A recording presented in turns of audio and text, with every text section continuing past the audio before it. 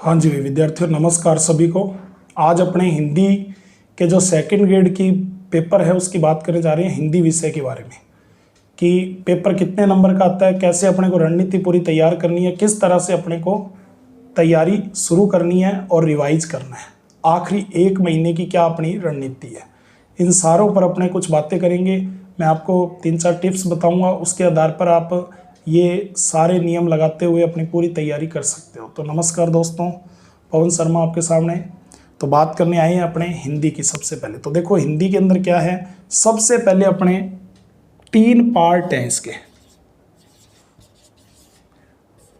पहला पार्ट जो है वो माध्यमिक व उच्च माध्यमिक स्तर पर है, जिसके अंदर अपने वर्ण विचार आ गया, ठीक है, शब्द विचार आ गए, विकारी शब्द आ गए, अविकारी शब्द आ गए, हिंदी के अंदर है ना, शब्द रूप आ गया, शुद्ध लेखन आ गया, भाषा ज्ञान आ गया, ये सब कुछ है, ठीक है। तो ये टोटल जो अंक है ना वो 180 अंक का है। एक प्रकार से आप इसको व्याकरण लिख सकते हो कि सर टोटल व्याकरण है, ठीक है। फिर इसके बाद जो दूसरी है वो पार्ट 2 है, जिसका नाम है स्नातक स्तरीय हिंदी भाषा। ये जो अंक है ये अंक है 80 नंबर का। इसके अंदर अपने जैसे रचनाएं आती हैं, शब्द शक्तियाँ आएंगी, भेद आएंगे, अलंकार आएंगे, छंद आएंगे, रस आएंगे, हिंदी साहित्य का इतिहास आएगा, ठीक है इसके अंदर, और कबीर ग्रंथावली, तुलसीदास, सूरदास, ठीक है, मीराबाई, बिहारी रत्नाकर, ये सब आएंगे। सूर्यमल मिश्रण, रामधारी सिंह दिनकर का कुरुक्षेत्र आएगा, जयशंकर प्रसाद की कामायनी आएगी, है ना, अज्ञे की असाध्य वीणा आएगी, ये सब आएंगे। आचार्य रामचंद्र शुक्ल के चिंतामणि, फर्स्ट का केवल उत्साह, श्रद्धा, ठीक है, और भक्ति, ये सब आएंगे। मोहन राकेश का लहरों के राजहंस आएंगे। कहानियां हैं 4 उसने कहा था, चंद्रधर शर्मा गुलेरी की, ठीक है, जहां लक्ष्मी कैद है, एक और जिंदगी, मोहन राकेश, परिंदे, ये सब आएंगे। अब देखो इसके बाद जो अपने बात करने जा रहे हैं वो क्या है, विषय, हिंदी विषय की विधियां। विधियां जो है वो 40 अंक की हैं। ये टोटल अपने सामने जो सिलेबस है 300 नंबर का सिलेबस आएगा। अब इसकी रणनीति कैसे तैयार करनी है देखो आपको। तो मैं आपको सबसे पहले तो बता दूं कि अपने को व्याकरण की जो तैयारी करनी है उसके अंदर अपने मेन टॉपिक जो है, जैसे आप संधि करोगे, भाषा लेखन करोगे, शुद्ध लेखन करोगे, है ना, वर्ण विचार करोगे, इनमें से खूब हिंदी के प्रश्न आते हैं। तो ये सारी व्याकरण की नंबर 1 टिप्स जो है, व्याकरण को भी 1 महीने के अंदर आप पूरा रिवाइज करो, बार बार करो। कोई आपके नोट्स बने हुए हैं उसको रिवाइज करो, संधि ज़्यादा से ज़्यादा करके देखो, वाक्यांश के लिए 1 शब्द पढ़ो, है ना, उन चीज़ों को आप ज़्यादा अच्छे से करो। वाक्य रचना करो, वाक्य से हर बार प्रश्न आता है, जरूर आता है, तो इसको अच्छे से करो। राष्ट्रभाषा, राजभाषा का प्रश्न अपने हर बार आता है, उसको आप कंप्लीट कर लो। तो इन चीज़ों को तैयारी करो और आपका अच्छे से हो जाएगा इस चीज़ों में। पहला पॉइंट ये है, 3 ही टिप्स हैं इसके अंदर में। दूसरा अपने सामने जो अंक है 80 नंबर का। अब अपने क्या पाठ वगैरह पढ़ते नहीं है, जैसे अपने सामने अलंकार वगैरह आ गए तो अलंकार अपने कम पढ़ते हैं, उस पर जोर दो, छंद पर दो। कोई चीज़ नहीं आ रही है उसको दोबारा करो, मैंने आपको करवा भी रखे हैं टिप्स, उसके अंदर आप कर करके दोबारा देख के करो, ज़्यादा से ज़्यादा अभ्यास करो, प्रश्न उत्तर निकालो ज़्यादा से ज़्यादा इसके अंदर, ताकि आपको पता लगे अलंकार छंद में हमारी क्या गलती हो रही है और फिर उसको सुधार कर सको 1 महीने के अंदर। क्योंकि आप पढ़ तो पहले ही चुके हो, रिवाइज करना है। और एक चीज़ हमेशा याद रखना, जो मैं बात कहता हूँ कि अब 1 महीने के अंदर 30 दिन पहले आपको नया कुछ नहीं पढ़ना है, आपको केवल और केवल जो पुराना पढ़ा हुआ है उसका रिवाइज करना है ज़्यादा से ज़्यादा, ठीक है। ये एक दूसरी बात होगी। तीसरी जो आपके सामने है, हिंदी साहित्य का इतिहास। हिंदी साहित्य के इतिहास के आपने शॉर्ट नोट्स बना रखे हैं, उन नोट्सों को आप अच्छे से रिवाइज करो, 2 बार रिवाइज करो, 3 बार रिवाइज करो, बस जल्दी जल्दी पढ़ दो। मेन किताबों के नाम तैयार कर दो, ठीक है, वो अपने से प्रश्न पूछे जाएंगे। जैसे आचार्य रामचंद्र शुक्ल ने कोई खास परिभाषा दी है वो पूछ ली जाती है, ठीक है, कोई किताब का नाम आ गया वो पूछ लिया जाता है। तो उस तरह से करो। और आधुनिक काल से प्रश्न आजकल अधिक आते हैं, आजकल भक्ति काल से प्रश्न कम आते हैं, और जो आदि काल है उससे भी प्रश्न कम आते हैं। रीति काल तो है ही छोटा सा, लेकिन उसमें बिहारी वगैरह के इंपॉर्टेंट प्रश्न आते हैं। तो आधुनिक काल पर अत्यधिक जोर दो, भारतेंदु काल अच्छे से पढ़ो, प्रयोगवाद, प्रगतिवाद, है ना, इनको पढ़ो, और जो नई कविताएं हैं उनको पढ़ो, निबंध हैं, उपन्यास हैं, कहानी है, इन रचनाओं को अच्छे से पढ़ो। यहाँ से प्रश्न खूब आते हैं आधुनिक काल से, ठीक है दोस्तों। उसके बाद आपको कहानियाँ वगैरह तैयार करनी है, वो भी आप कर लो अच्छे से तैयार।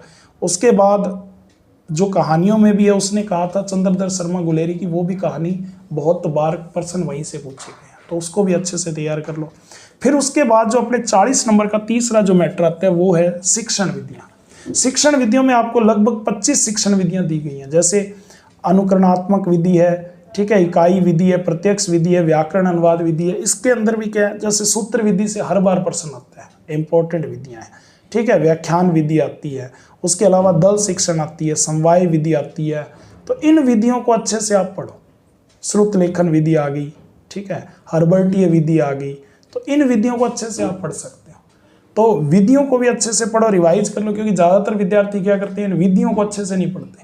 फिर कहते हैं कि शिक्षण विधियों से हमारे 40 नंबर के प्रश्न आए, मतलब आपके 20 प्रश्न आएंगे शिक्षण विधियों के और 40 नंबर के, और यहाँ पर आपके 40 प्रश्न आएंगे 80 अंक के, और यहाँ लगभग 90 प्रश्न आएंगे 180 अंक के। तो अब आप खुद देख लो कि कितना बड़ा पोर्शन है ये।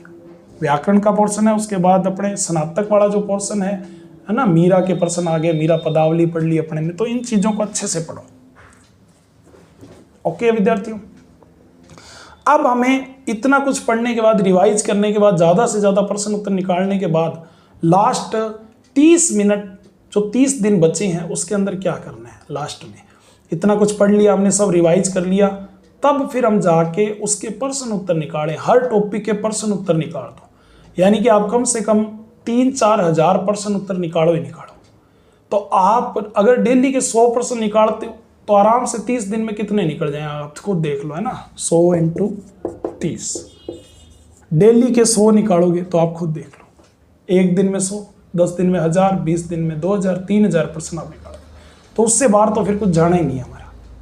तो इस तरह से आप ज़्यादा से ज़्यादा प्रश्न उत्तर निकाल दो। कोई प्रश्न उत्तर की भी स्पेशल किताब ले सकते हो, मैंने पेपर करवाए हुए वो भी आप पढ़ सकते हो। सारे के सारे जो आपने एक साल में मेरे से पेपर लिए वो सारे पेपर पढ़ दो, रिवाइज कर दो ज़्यादा से ज़्यादा। ओके दोस्तों, ये सारी बातें करने के बाद पेपर करने का तरीका क्या होगा। लास्ट में इतना कुछ कर लिया हमने, सब कुछ रिवाइज कर दिया। अब हम पेपर के दिन पेपर देने जा रहे हैं। 8 सितंबर को हमारा पेपर है हिंदी का। अब हम क्या करेंगे, तो अब हमें क्या करना है, पेपर को हमें 3 स्टेप में पूरा करना है। सबसे पहले आपको वो प्रश्न करने हैं जो आपको 100% आते हैं। मान लो कि आपको जो पेपर में 150 प्रश्न आएंगे, 150 में से आपको लगभग 90-100 के बीच में आपको 100% प्रश्न आते होंगे। अपना सब्जेक्ट है तो इतने तो आते ही होंगे 100%। तो 100 प्रश्न आपने कर दिए, और इन 100 प्रश्नों को करने के बाद आपके पास ऐसे 10 प्रश्न होंगे जो 50-50 वाले होंगे। फिर उनको करना है दूसरे में 50-50 वाले, जो 50-50 सबसे पहले मन में आए उसको कर देना है।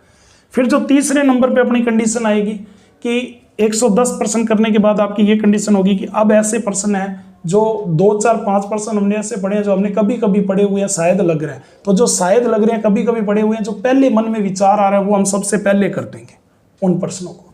तो मान लो ऐसे आपने 5-7 प्रश्न और कर दिए, तो 115-17 प्रश्न के आसपास आप पहुंच जाओगे आंकड़ा लेके।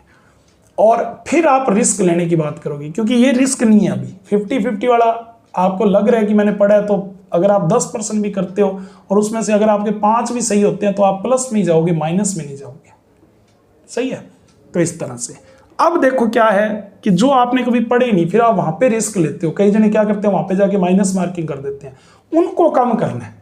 मान लो आपको पढ़े नहीं हुए और आपने उसमें से 2-4 कर दिए तो कोई बात नहीं, लेकिन पता लगा कि आपने पढ़े हुए नहीं और उसमें 20% कर दिया तो फिर आपको नुकसान हो जाएगा।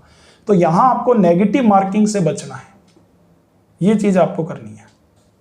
ठीक है, अगर आपने ये करी तो उसके बाद कोई दिक्कत नहीं। अगर आपका मन नहीं मान रहा, नहीं सर हमारा मन नहीं मान रहा, हम क्या करें, तो लास्ट में अपना जो पेन है वो बाहर जाके कहीं रख दो, किसी को दे दो, टीचर को दे दो, रख दो, बस अब तो मैं नहीं भरूंगा, इतने मैंने कर दिए, इतने में मेरा सिलेक्शन हो जाएगा।